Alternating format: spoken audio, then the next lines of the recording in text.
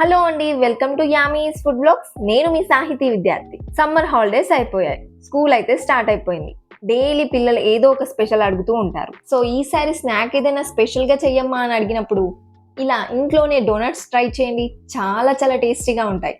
So donuts చేసేద్దాం పదండి. చాలా చాలా ఈజీ అండి. ముందైతే ఒక బౌల్ ని తీసుకోండి. ఆ బౌల్లోకి 1 కప్పు వరకు గోరువెచ్చని పాలని యాడ్ చేసుకోండి. నెక్స్ట్ 1 టీ స్పూన్ వరకు ఈస్ట్ పౌడర్ ని యాడ్ చేసుకోండి. 3 స్పూన్స్ వరకు షుగర్ ని యాడ్ చేసుకోండి. షుగర్ ని యాడ్ చేసేసి ఒకసారి మిక్స్ చేసేసి మూతను పెట్టేసిన తర్వాత 15 to 20 మినిట్స్ అలా వదిలేసేయండి. ఒక 20 మినిట్స్ తర్వాత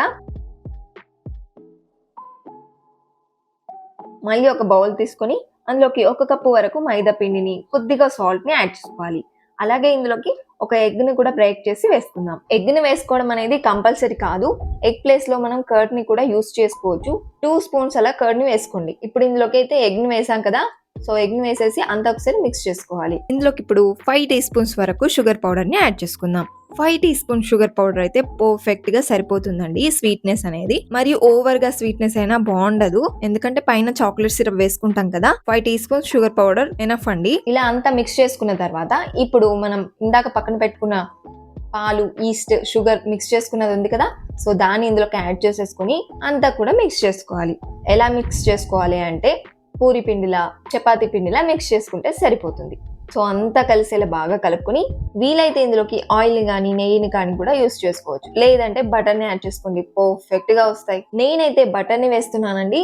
రూమ్ టెంపరేచర్ లో కరిగించిన బటర్ని తీసుకొని యాడ్ చేసుకోవాలి. ఇలా కలుపుకున్న పిండి ముద్దను కొద్దిసేపు పక్కన పెట్టుకోవాలి. ఇప్పుడు మనం ఇందులో ఈస్ట్ వేసాం కాబట్టి ఈ పిండి సైజ్ డబల్ అవుతుంది. సో ఇలా పెట్టేసుకొని మూతను పెట్టేసుకుందాం. ఈలోగా మనం చాక్లెట్ సిరప్ ని రెడీ చేసుకుందాం. నేనైతే డార్క్ చాక్లెట్ ని తీసుకున్నానండి. ఇలా డబుల్ బాయిలింగ్ మెథడ్ లో చాక్లెట్ ని అయితే కరిగిస్తున్నాను. ఇలా కరిగించిన తర్వాత 40 మినిట్స్ తర్వాత పిండిని చూస్తే డబుల్ అవుతుందండి. ఇప్పుడు గిన్నెలో నుంచి పిండిని తీసి ఒకసారి అలా కలుపుకొని చపాతీ రోలర్తో ఇలా రోల్ చేసుకోవాలి. మరీ సన్నగా కాకుండా ఇలా మందంగా రోల్ చేసుకొని మళ్ళీ ఎక్స్ట్రా పిండి ఏం అవసరం లేదు. పిండి వేయకుండానే ఇలా రోల్ చేసుకోండి. ఇలా రోల్ చేసుకున్న తర్వాత టీ గ్లాస్ ఉంటుంది కదా, టీ గ్లాస్ అయినా వాటర్ గ్లాస్ అయినా తీసుకొని ఇలా మనం డోనట్ షేప్ లో కట్ చేసుకోవాలి. అంతే, చాలా సింపుల్ అండి డోనట్స్ చేసుకోవడం. మా పిల్లలైతే ఎప్పుడు అడుగుతూనే ఉంటారు, అమ్మా డోనట్స్ చేయి, అమ్మా డోనట్స్ చేయి అని. సో మా పిల్లలకైతే ఫేవరెట్ అనమాట. సో అందుకని చెప్పేసి స్కూల్ నుండి వచ్చే వరకే వాళ్ళకి డోనట్స్ చేసి పెడదామని చెప్పేసి ఈ రోజు అయితే ప్రిపేర్ చేస్తున్నాను. సో నేనైతే టీ గ్లాస్ తో ట్రై చేశాను, చాలా చిన్నగా వస్తున్నాయి. ఇంకో టీ గ్లాస్ తో ట్రై చేశాను, ఇంకొంచెం పెద్దగా రావాలని చెప్పి అనుకున్నాను. అందుకని చెప్పి ఈసారి అయితే వాటర్ గ్లాస్ పర్ఫెక్ట్ సైజ్ వస్తుంది అనమాట. అంటే బయట కొన్న వాటిలా వస్తుంది. సో మనం బయట అయితే డోనట్స్ కొనుక్కుంటాం కదా, ఆ సైజులో రావాలి అనుకుంటే వాటర్ గ్లాస్ కంపల్సరీ అండి. సో అప్పుడైతే పర్ఫెక్ట్ షేప్ వచ్చిందని చెప్పి మీకు అనిపిస్తుంది. అందుకని చెప్పేసి నేను వాటర్ గ్లాస్నే యూజ్ చేస్తున్నాను అనమాట. అందుకని చెప్పి నేనైతే వాటర్ గ్లాస్ని యూజ్ చేస్తున్నాను అనమాట. చూడండి, పర్ఫెక్ట్ గా సైజ్ అయితే వచ్చేసింది. కొంచెం పిండి అయితే అతికినట్టు అనిపిస్తుందండి, పర్లేదు. మరి అతుకుతుందని చెప్పేసి పిండిని మాత్రం వేయకండి. సో డోనట్స్ అయితే చేసుకున్నాం కదా, సో ఇప్పుడు వీటన్నిటిని ఒక ప్లేట్లో పెట్టేసి డీప్ ఫ్రైకి సరిపోయేంత ఆయిల్ని అయితే పోసుకోవాలి.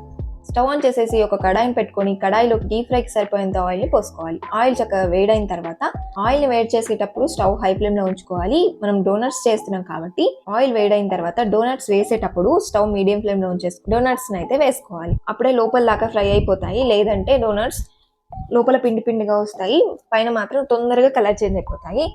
అలా రావద్దు అనుకుంటే స్టవ్ మీడియం ఫ్లేమ్ లో ఉంచేసి మాత్రమే ఫ్రై చేసుకోవాలి. అప్పుడైతేనే డోనట్స్ పర్ఫెక్ట్ గా వస్తాయి. సో ఆయిల్ అయితే వేడైపోయింది. నేనైతే ఇప్పుడు డోనట్స్ని ఆయిల్లోకి డ్రాప్ చేస్తున్నాను. మొత్తం ఒకేసారి కాకుండా ఒక్కసారి అయితే 4 వేసాను అనమాట. సో అప్పుడైతే మంచిగా ఈవెన్గా ఫ్రై అయిపోతాయి.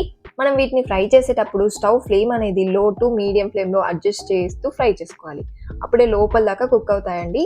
చూడండి, మంచి కలర్ వచ్చేసింది, గోల్డెన్ బ్రౌన్ కలర్. సో ఇప్పుడు జాలిగరిటెతో నేనైతే వీటిని ఒక ప్లేట్లోకి తీసేసుకుంటున్నాను. చూడండి ఎంత పర్ఫెక్ట్గా వచ్చాయో కదా, బయట కొన్న వాటిలానే.